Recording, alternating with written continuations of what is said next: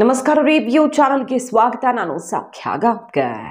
ಸಿದ್ದರಾಮಯ್ಯನವರ ವಿರುದ್ಧ ಮತ್ತೊಂದು ಸ್ಫೋಟಕ ದಾಖಲೆ ರಿಲೀಸ್ ಆಗಿದೆ.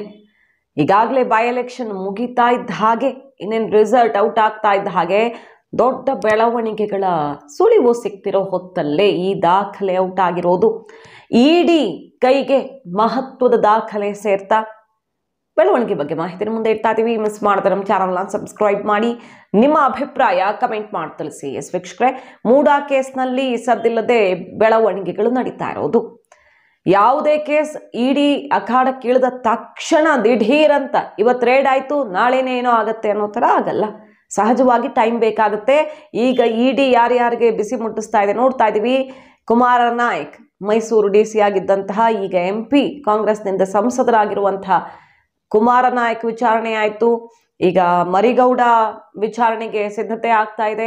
ಮತ್ತು ಸಿದ್ದರಾಮಯ್ಯ ಖಾಸಗಿ ಆಪ್ತ ಸಹಾಯಕ ವಿಚಾರಣೆ ಕೂಡ ಆಗಿದ್ದು, ಸಹಿ ನಕಲಿ ಆಗಿರೋ ಬಗ್ಗೆ, ಪಾರ್ವತಿಯವರ ಬದಲು ಆಪ್ತ ಸಹಾಯಕ CT ಕುಮಾರ್ ಸಹಿ ಮಾಡಿದ ಹೇಗೆ, ಇದೆಲ್ಲದರ ಬಗ್ಗೆ ಗ್ರಿಲ್ ಮಾಡಿದೆ ಇಡಿ. ಇದ್ರ ಬೆನ್ನಲ್ಲೇ ಸ್ಫೋಟಕ ದಾಖಲೆಯನ್ನ ಬಿಟ್ಟಿದ್ದಾರೆ ಸ್ನೇಹಮಯಿ ಕೃಷ್ಣ. ಸಿದ್ದರಾಮಯ್ಯ ವಿರುದ್ಧ ಮೂಡಾ ಕೇಸ್ನಲ್ಲಿ ಸಮರ ಸಾರಿರುವ ಸ್ನೇಹಮಯಿ ಕೃಷ್ಣ ವಿರುದ್ಧ ಈಗ ಕೇಸ್ ಬೇರೆ ಬಿದ್ದಿದೆ, FIR ಆಗಿದೆ. ಇದ್ರ ಬೆನ್ನಲ್ಲೇ ಮತ್ತಷ್ಟು ದಾಖಲೆಗಳನ್ನ ಇಟ್ಟ ಸ್ನೇಹಮಯಿ ಕೃಷ್ಣ. ಆರಂಭದಲ್ಲೇ ಹೇಳಿದ್ರು ಸ್ನೇಹಮಯಿ ಕೃಷ್ಣ, ನೆನಪು ಮಾಡ್ಕೊಳ್ಬಹುದು, ಹಲವು ವಿಚಾರಗಳಿವೆ, ಇಡ್ತಾ ಹೋದ್ರೆ ಮುಗಿಯಲ್ಲ ಅಂತ. ಅಂದ್ರೆ ಅದೆಲ್ಲ ತನಿಖಾ ಸಂಸ್ಥೆಗಳಿಗೆ ಒಪ್ಪಿಸಿರ್ತಾರೆ. 500 ಪುಟಗಳ ದಾಖಲೆಯನ್ನ ಇಡಿಗೆ ಕೊಟ್ಟು ಬಂದಿದ್ದಾರೆ ಸ್ನೇಹಮಯಿ ಕೃಷ್ಣ, ಗೊತ್ತಿರೋದು.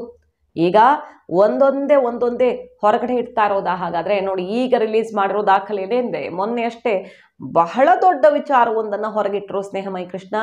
ಏನು? ಮುದ್ರಾಂಕ ಶುಲ್ಕವನ್ನ ವಿಶೇಷ ತಹಶೀಲ್ದಾರ್ ಪಾವತಿ ಮಾಡಿದ್ದಾರೆ. ಪಾರ್ವತಿಯವರು ಅರ್ಜಿ ಹಾಕಿ ಪಾರ್ವತಿಯವರ ಹೆಸರಲ್ಲಿ ಈ ಪ್ರಕ್ರಿಯೆ ಆಗುವಾಗ ಮುದ್ರಾಂಕ ಶುಲ್ಕವನ್ನು ಯಾಕೆ ವಿಶೇಷ ತಹಶೀಲ್ದಾರ್ ಪಾವತಿ ಮಾಡ್ತಾರೆ?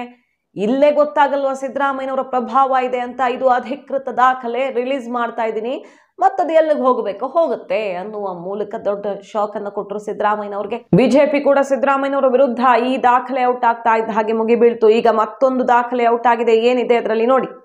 ಸಿದ್ದರಾಮಯ್ಯನವರ ಪ್ರಭಾವ ಅಧಿಕಾರಿಗಳ ಮೇಲೆ ಬೀರಲಾಗಿದೆ ಈ ಕೇಸ್ನಲ್ಲಿ, ಅವರೇ ಮಾಡಿಸಿರೋದು ಅನ್ನೋದಕ್ಕೆ ಮತ್ತೊಂದು ಮಹತ್ವದ ದಾಖಲೆಯನ್ನು ರಿಲೀಸ್ ಮಾಡ್ತಾ ಇದ್ದೀನಿ ನೋಡಿ ಅಂತ ಸೋಷಿಯಲ್ ಮೀಡಿಯಾದಲ್ಲಿ ರಿಲೀಸ್ ಮಾಡಿದ್ದಾರೆ. ದೃಢೀಕೃತ ದಾಖಲೆಗಳು, 2 ದಾಖಲೆಗಳನ್ನ ದಿನಾಂಕಗಳನ್ನು ಗಮನಿಸಿ. ಶ್ರೀಮತಿ ಪಾರ್ವತಿ ಅವರು ದಿನಾಂಕ 12/1/2022 ಕೊಟ್ಟಿದ್ದಾರೆ. ಖಾಸಗಿ ನೋಂದಣಿಗಾಗಿ ಶುಲ್ಕವನ್ನ ದಿನಾಂಕ 11ನೇ ತಾರೀಕೇನೆ 11/1/2022 ಅಂದ್ರೆ ಅರ್ಜಿ ಕೊಡುವ ಒಂದು ದಿನ ಮೊದಲೇ ಶುಲ್ಕ ಪಾವತಿ ಮಾಡಲಾಗಿದೆ. ನಾಳೆಗೆ ಅರ್ಜಿ, ಇವತ್ತೇ ಶುಲ್ಕ. ಈ ರೀತಿ ಮಾಡೋದಕ್ಕೆ ಕಾನೂನಲ್ಲಿ ಅವಕಾಶ ಇದೆಯಾ? ಎಲ್ಲಾದ್ರೂ ನಡೆಯೋಕೆ ಸಾಧ್ಯನಾ? ಅಧಿಕಾರಿಗಳ ಮೇಲೆ ಪ್ರಭಾವ ಆಗಿ ಇಲ್ಲಿ ವ್ಯವಹಾರ ಆಗಿದೆ, ಭೂ ವ್ಯವಹಾರ ನಡೆದಿದೆ ಅನ್ನೋದಕ್ಕೆ ಇದಕ್ಕಿಂತ ಏನಾದರೂ ಸಾಕ್ಷಿ ಬೇಕಾ ನಿಮಗೆ? ಸ್ವತಃ ವಕೀಲರಾದ ಮೂಡಾ ಪ್ರಕರಣದಲ್ಲಿ ತಮ್ಮ ಯಾವುದೇ ಪ್ರಭಾವ ಇಲ್ಲ ಅಂತ ಹೇಳ್ಕೊಳ್ತಿರೋ ಸಿದ್ದರಾಮಯ್ಯನವರು ರಾಜ್ಯದ ಜನಕ್ಕೆ ಈ ಬಗ್ಗೆ ಸ್ಪಷ್ಟೀಕರಣವನ್ನ ಕೊಡ್ತೀರಾ ಅಂತ ಕೇಳ್ತಿದ್ದಾರೆ. ರಶೀದಿ ಪ್ರದರ್ಶನ ಆಗಿದೆ. ಈಗ 11/1/2022 ಶುಲ್ಕ ಪಾವತಿ ಮಾಡಿರೋದಕ್ಕೆ ರಿಸಿಪ್ಟ್ ಅನ್ನ ರಿಲೀಸ್ ಮಾಡಿದ್ದಾರೆ. ರಾಜ್ಯದ ಜನತೆಗೆ ಈ ಬಗ್ಗೆ ಏನು ಆನ್ಸರ್ ಮಾಡ್ತೀರಿ ಸಿದ್ದರಾಮಯ್ಯನವರೇ? ದೃಢೀಕೃತ ದಾಖಲೆಗಳನ್ನೇ ನಿಮ್ಮ ಮುಂದೆ ಇಡ್ತಾ ಇದ್ದೀನಿ ಅಂತ ಓಪನ್ ಚಾಲೆಂಜ್ ಹಾಕಿರೋದು.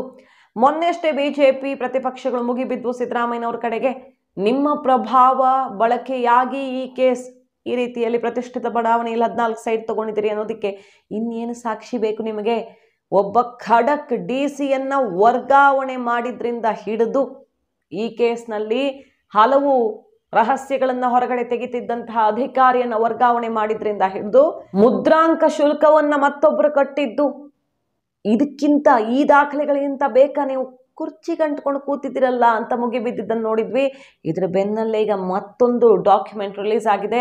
ಅರ್ಜಿ ಹಾಕೋಕ್ಕಿಂತ ಮುಂಚೆನೆ ಶುಲ್ಕ ಪೇಮೆಂಟ್ ಆಗ್ಬಿಟ್ಟಿರೋದು ನೋಡಿ. ಒಂದು CT ಕುಮಾರ್ ಅವರು ಪಾರ್ವತಿಯವರ ಬದಲಾಗಿ ಸಹಿ ಮಾಡಿದ್ದಾರೆ. ಎಷ್ಟೆಲ್ಲ ಲೋಪಗಳು ಎದ್ದು ಕಾಣ್ತವೆ. ಬರಿಗಣ್ಣಿಗೆ ಜನಸಾಮಾನ್ಯರಿಗೆ ಅರ್ಥ ಆಗೋದೇ ಇಷ್ಟಿದೆ. ಪಾರ್ವತಿಯವರಲ್ವಾ ಸಹಿ ಮಾಡಬೇಕಾಗಿರೋದು? ಏನೇ ಮೂಡಾ ಜೊತೆಗೆ ಅಜ್ಜಿ ಮತ್ತೊಂದು ಕಮ್ಯುನಿಕೇಶನ್, ಅದ್ರ ಬದಲು ಸಿದ್ದರಾಮಯ್ಯನವರ ಆಪ್ತ ಸಹಾಯಕ ಯತೀಂದ್ರ ಅವರ PA ಹೌದು ಅನ್ಸುತ್ತೆ, ಅವರು CT ಕುಮಾರ್ ಅವರನ್ನೇ ಈಗ ಇಡಿ ಗ್ರಿಲ್ ಮಾಡ್ತಿರೋದು. ಅವರು ಸಹಿ ಮಾಡ್ತಾರೆ. ವೈಟ್ನರ್ ಹಚ್ಚಿದ್ದು ಅದಕ್ಕೆ ಸಮಜಾಯಿಷಿ ಕೊಟ್ಟರು. ಬಟ್ ಇಡಿ ಸ್ಥಳದಲ್ಲಿ ಅದನ್ನು ಖಚಿತಪಡಿಸ್ಕೊಂಡು ಹೋಗಿದೆ. ಇನ್ನೂ ಅವ್ರ ಕಡೆಯಿಂದ ಅಧಿಕೃತ ಮಾಹಿತಿ ಬರಬೇಕು, ಅಲ್ಲಿ ಏನಿದೆ ಅಂತ FSL ಕಳಿಸಿ ಅವರು ಕನ್ಫರ್ಮ್ ಮಾಡ್ಕೊಂಡು ಬಿಟ್ಟಿದ್ದಾರೆ ಈಗಾಗಲೇ ಇಡಿ ಅವರು. ಈಗ ನೋಡಿದ್ರೆ ಈ ರಿಸಿಪ್ಟ್ ಮುಂಚಿನ ದಿನಾನೇ ಪೇಮೆಂಟ್ ಮಾಡಿರೋದು, ಮುದ್ರಾಂಕ ಶುಲ್ಕವನ್ನು ಬೇರೆಯವರು ಪಾವತಿ ಮಾಡಿರೋದು, ಒಂದಲ್ಲ ಇನ್ನೊಂದು ಹುಡುಕ್ತಾ ಹೋದರೆ ಸಾವಿರಾರು ಈ ವ್ಯವಹಾರದಲ್ಲಿ ಲೋಪಗಳಾಗಿವೆ. ಸೊ ಇದು ಪಾರ್ವತಿಯವರ ಬ್ರದರು ಕೊಟ್ಟರು, ಮತ್ತೊಂದು ಅಲ್ಲ, ಎಲ್ಲ ಪೇಪರ್ ಮೇಲೆ ಸೃಷ್ಟಿ ಮಾಡಿರೋದು ಅಂತ ಏನು ಆರೋಪ ಇದೆಯಲ್ಲ, ದೂರುದಾರರು ಮಾಡಿರೋ ಆರೋಪ ಏನು, ಇಲ್ಲಿ ಭೂಮಿನೂ ಇಲ್ಲ, ಖರೀದಿನೂ ಇಲ್ಲ, ಮತ್ತೊಂದು ಇಲ್ಲ, ಎಲ್ಲ ದೇವರಾಜು, ಮಲ್ಲಿಕಾರ್ಜುನ್ ಸ್ವಾಮಿ ಮತ್ತೊಂದು ಮಗದೊಂದು ನೆಪ ಅಷ್ಟೇ, ಒಂದೊಂದು ಹೆಸರನ್ನು ಸೃಷ್ಟಿ ಮಾಡಿದ್ದಾರೆ ಅವರ ರಿಲೇಟಿವ್ಸು ಗೊತ್ತಿರೋರಲ್ಲಿ ಅಷ್ಟೇ. ಇದು ಪೇಪರ್ ಮೇಲೆ ಸೃಷ್ಟಿಯಾಗಿರೋ ವ್ಯವಹಾರ ಅಂತ ಆರೋಪ ಕೇಳಿಬಂದಿತ್ತಲ್ವ. ಅದಕ್ಕೆ ಪೂರಕವಾದ ಒಂದೊಂದೇ ದಾಖಲೆಗಳನ್ನು ಬಿಡ್ತಿದ್ದಾರೆ ಮತ್ತು ಸಹಜವಾಗಿ ಇದೆಲ್ಲವನ್ನ ಇಡಿ ಕೊಟ್ಟಿರ್ತಾರೆ. ಸ್ನೇಹಮಯಿ ಕೃಷ್ಣ ಅವರು 500 ಪುಟಗಳ ದಾಖಲೆಯನ್ನು ಈಗಾಗಲೇ ಇಡಿಗೆ ಸಬ್ಮಿಟ್ ಮಾಡಿದ್ದಾರೆ. ಸೊ ಈಗ ಇಡಿ ಸಿದ್ದರಾಮಯ್ಯ ಆಪ್ತ ವಲಯದ ಒಬ್ಬೊಬ್ಬರನ್ನೇ ಕರೆಸ್ಕೊಂಡು ಗ್ರಿಲ್ ಮಾಡ್ತಿದ್ದು, ಇನ್ನು 8-10 ದಿನಗಳ ಒಳಗಡೆನೆ ಇಡಿ ಸಿದ್ದರಾಮಯ್ಯನವ್ರನ್ನ ವಿಚಾರಣೆಗೆ ಕರೆಸ್ಕೊಂಡ್ರು, ಅಚ್ಚರಿ ಇಲ್ಲ ಅಂತ ಹೇಳಲಾಗ್ತಾ ಇದೆ. ಇಡಿ ಕೇಸ್ನಲ್ಲಿ ಸಿದ್ದರಾಮಯ್ಯನವರ ನೇರ ಹಸ್ತಕ್ಷೇಪ ಇದೆ ಅನ್ನೋದಕ್ಕೆ ಒಂದಾದ್ಮೇಲೆ ಒಂದು ಡೇ ಬೈ ಡೇ ಸ್ನೇಹಮಯಿ ಕೃಷ್ಣ ಯಾವೆಲ್ಲ ರೀತಿಯ ಸಾಕ್ಷಿಗಳನ್ನು ಒದಗಿಸ್ತಾ ಇದ್ದಾರೆ ಗಮನಿಸ್ತಾ ಇದ್ದೀವಿ. ಸೊ ದೊಡ್ಡ ಬೆಳವಣಿಗೆಯ ಸುಳಿವಂತೂ ಸಿಗ್ತಾ ಇದೆ.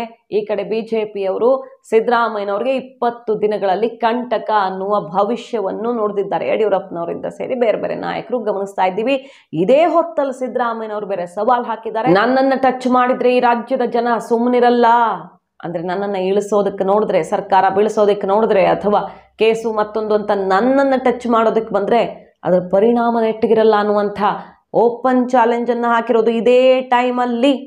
ಸೊ ದೊಡ್ಡ ಬೆಳವಣಿಗೆಯ ಸುಳಿವು ಸಿದ್ದರಾಮಯ್ಯನವ್ರಿಗೂ ಸಿಕ್ಕಂತೆ ಕಾಣಿಸ್ತಾ ಇದೆ. ಮಾಹಿತಿ ನಿಮ್ಗೆ ಇಷ್ಟ ಆಗಿದ್ರೆ ಮಿಸ್ ಮಾಡಿದ್ರೆ ನಮ್ಮ ಚಾನಲ್ನ ಸಬ್ಸ್ಕ್ರೈಬ್ ಮಾಡಿ, ನಿಮ್ಮ ಅಭಿಪ್ರಾಯ ಕಮೆಂಟ್ ಮಾಡಿ ತಿಳಿಸಿ. Thank you.